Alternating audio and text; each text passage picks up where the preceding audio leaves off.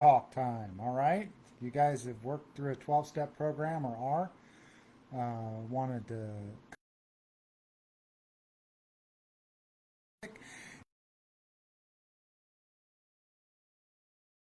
relying upon God is okay. Sobriety is not the end game. So what we're going to do today is we're going to look at 4 passages from the big book, and then I'm going to look at 3 passages from the big book, the Bible, and from the New Covenant, and just see how this can work its way out, okay? So I'm in the big book of Alcoholics Anonymous, and I'm going to be reading from, I'm going to start off on page 19. Here's 3 quotes that talk about this idea of sobriety, okay? From the top of page 19, we read, we feel, that would be the authors, we feel that elimination of the drinking is but a beginning. A much more important demonstration of our principles lies before us in our respective homes, occupations, and affairs. Okay?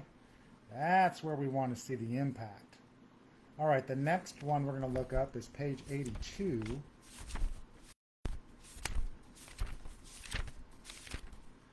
On page 82, about in the middle of the page, second paragraph down,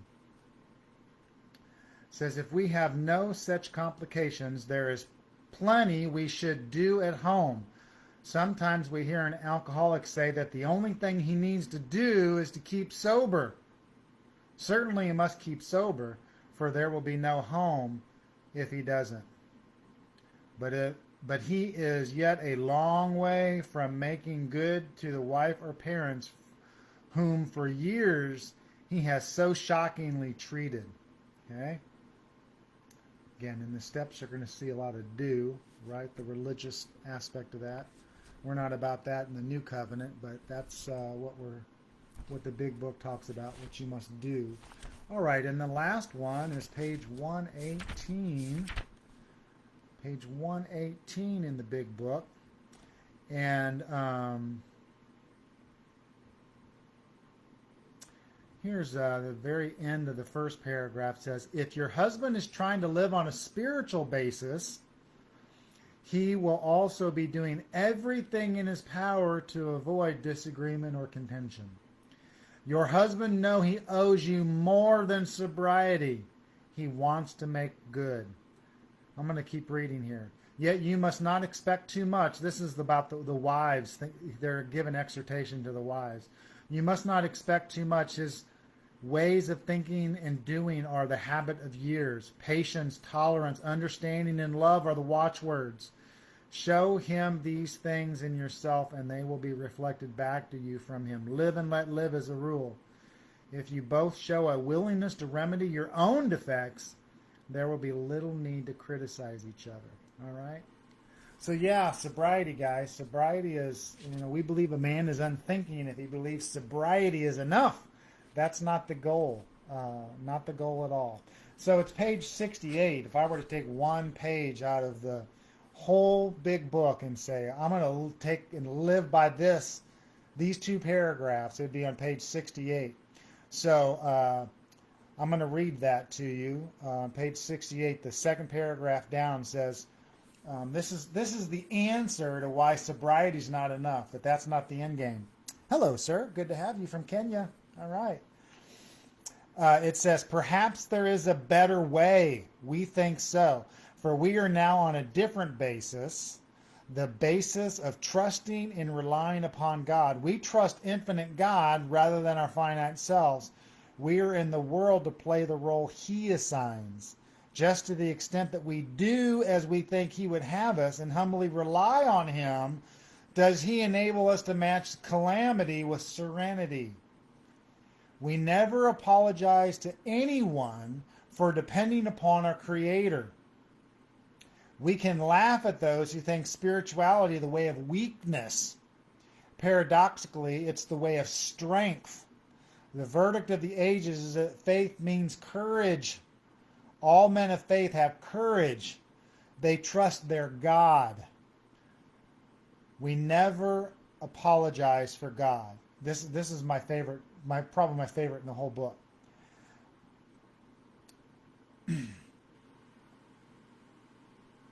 Instead, we let him demonstrate through us what he can do. We ask him to remove our fear and direct our attention to what he would have us be at once we commence to outgrow fear. So there we go.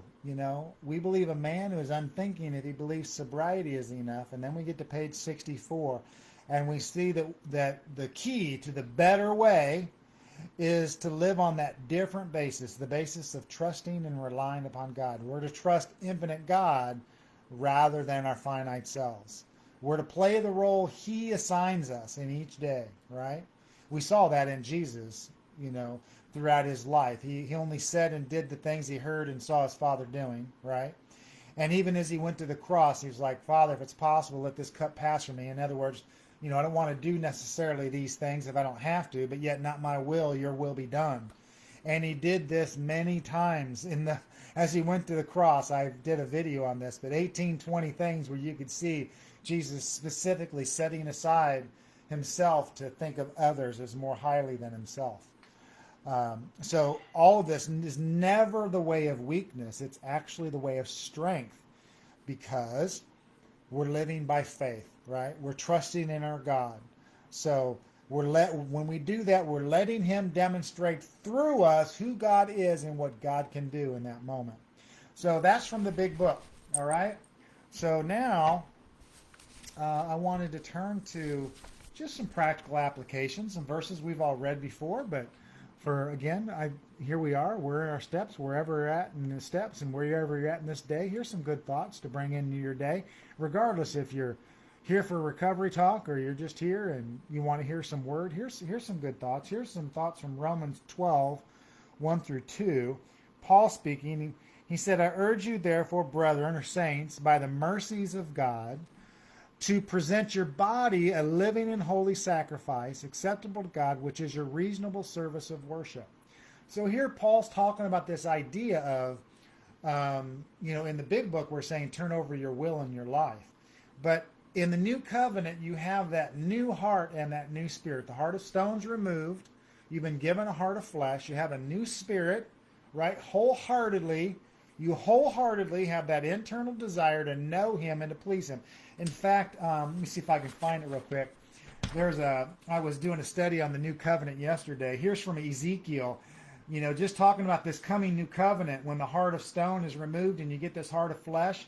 The promise is that you'll be able to walk in his statutes, keep his ordinances, and do them. So 3 things: walk, keep, and do. Think about that. Because it's so funny, because people say, oh, you can't give people grace because they'll just go off and they'll just do whatever they want. They'll just go live however they want. You're just saying they can do whatever they want. No, the promise is that once you get the heart of stone removed, you have the heart of flesh and the Spirit comes to indwell you, then you can walk, keep, and do. You actually get this heart to love. On your heart now is to believe and to love. That's 1 John 3:23. And so now we live from that, and now we can walk, keep, and do all those things that most of the religious people are trying to walk, keep, and do. We do by grace through faith. See, so this happens, but it happens by grace through faith. So, it's just kind of like sobriety. There are a lot of people that are shooting for sobriety. I'm sorry, but that's not the end game. There's a scene in, I forget which one it was. Gosh, I even forgot the name of it. What is it? Woody and... You Got a Friend in Me, right? That movie. There's a scene in there where Woody is being flown by Buzz. They got the rocket on them, and there's this scene where all the buddies, all their friends are in the back of the U-Haul, right? Their friends being moved, the child's being moved, and so it looks like they're aiming to go into that end of the U-Haul to be with all the toys, right? And it's like, they get to that, and all of a sudden, they go past it. And it's kind of like, what's going on? What? You missed it, And it's like the end game was not to get into the U-Haul. It's Toy Story is the movie. The end game was not to get into the U-Haul. They fly past that, and then both Woody and Buzz are dropped off in the car with the little boy. That was the end game. Okay, that's the whole picture here of sobriety is not enough. The goal isn't to get back to the U-Haul, and to be with all your buddies. No, the goal is to be with whom you're supposed to be with, right? With the little boy. That's who the toy belongs to. And so here we are now, because of the new covenant, because of what Jesus mediated, we get brought back, and we have what we're supposed to have in spirit and truth. We have that heart. We have that spirit. And now we get to walk, keep, and do. The Spirit through us. Again, God the Father is holding with his hand. Jesus the Son is holding with his hand. And the Spirit is indwelling us. So now here we are. It's our reasonable service of worship now, with our heart and our spirit fully his, to then present our body as that living and holy sacrifice. Now that can crawl off the altar if we want to, but where we experience freedom and true life is by remaining on the altar. That's our spiritual service of worship. So right now is a spiritual service of worship by faith. Yes, thank you, Father. And everything I do, okay. The Spirit told me just to clap on my head. I'm doing this by faith. There's a reward for this, right? I'm doing it by faith. Exactly what the Spirit tells me to do is a silly illustration. So this is what we're doing. It's acceptable to God. It's our reasonable service of worship as that living and holy sacrifice. So that's beautiful. It goes on and says, and do not be conformed to this world, but be transformed by the renewing of your mind, that you may prove what the will of God is, that which is good, acceptable, and perfect.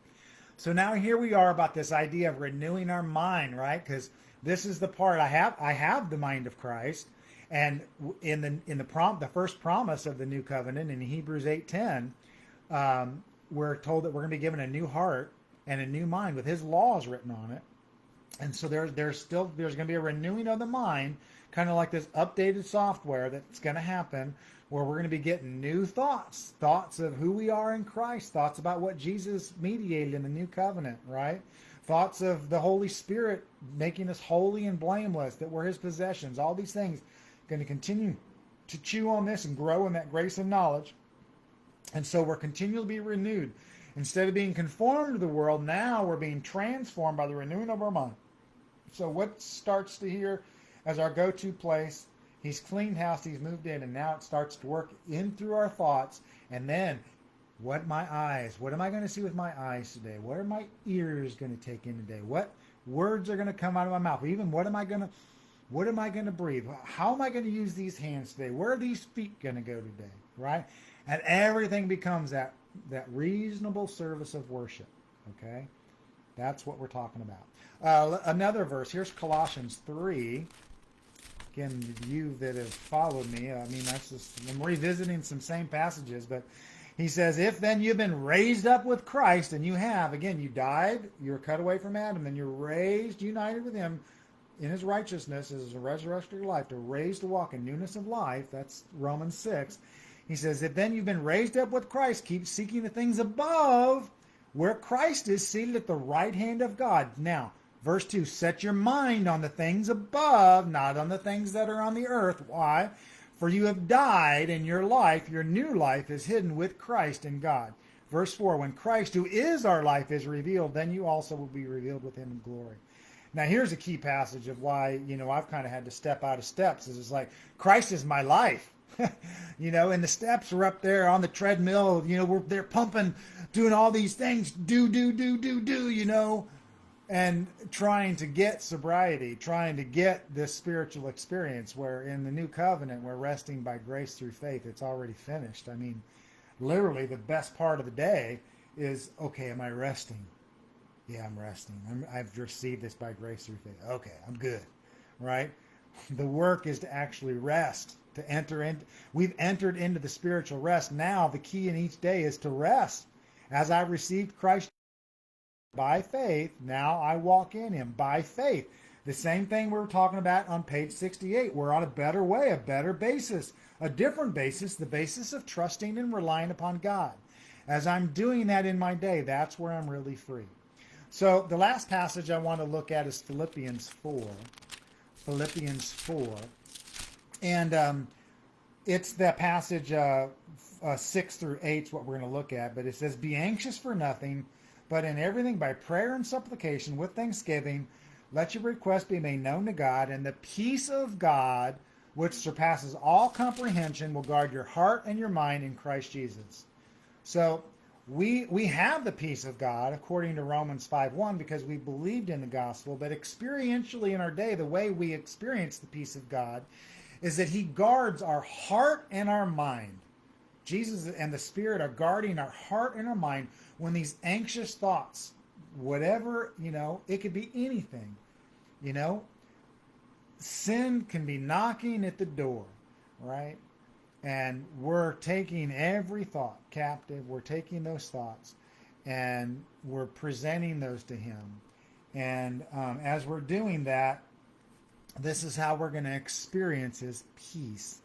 Now, the last verse in Colossians 3 was talking about setting your mind on the things above.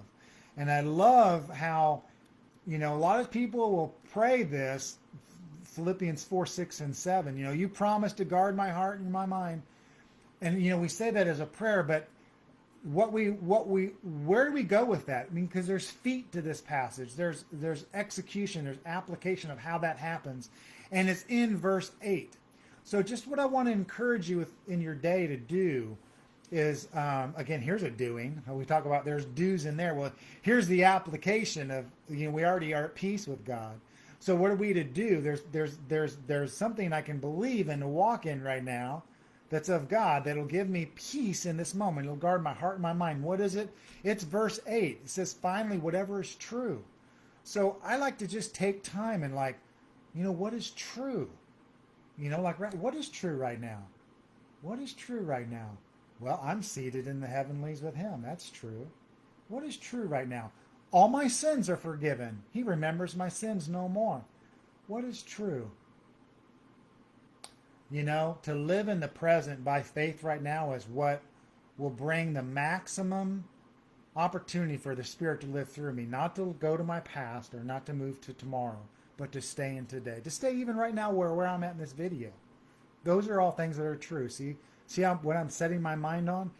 Okay, whatever is true, whatever is honorable. What is honorable? What is honorable? Well, you know what? Today, I'm going to love on my wife again today. In fact, when I get done with this video, I'm going to go talk to my wife and I'm going to say, hey, honey, I love you. I just wanted to come in and tell you. That's honorable. You know what? I just remembered I prayed for someone.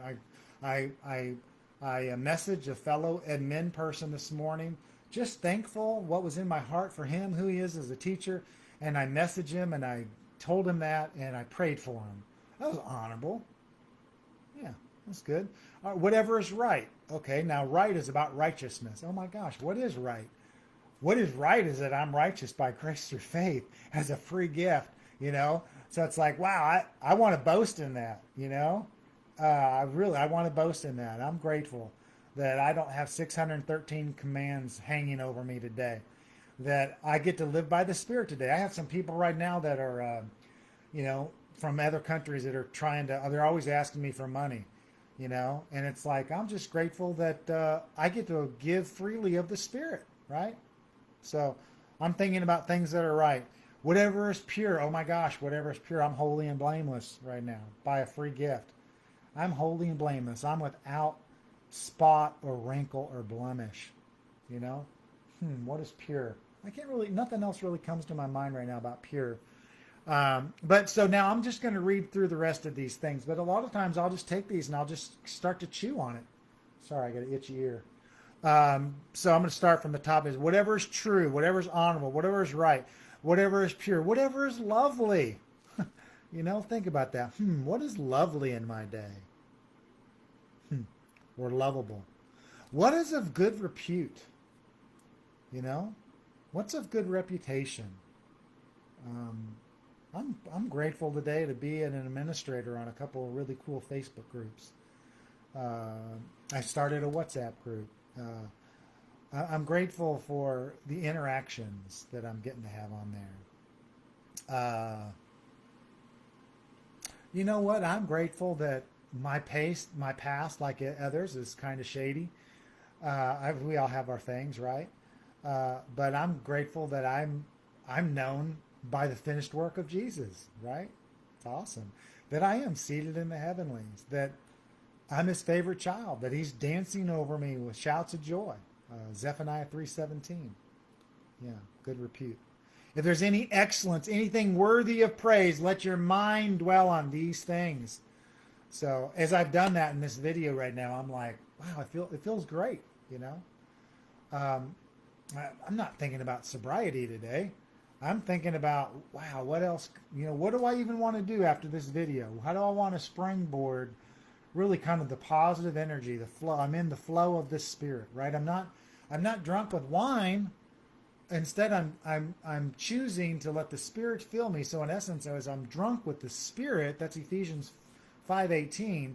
Now it's like, how's that going to consume what my eyes take in, what my ears hear, what my nose smells, what words come out of my mouth, what my hands are going to touch today, where my feet are going to go. How does that infect it, right? The influence of the Spirit in my life. So some reminders for today. Sobriety. That's not the end game, guys. It's not the goal. It's not enough.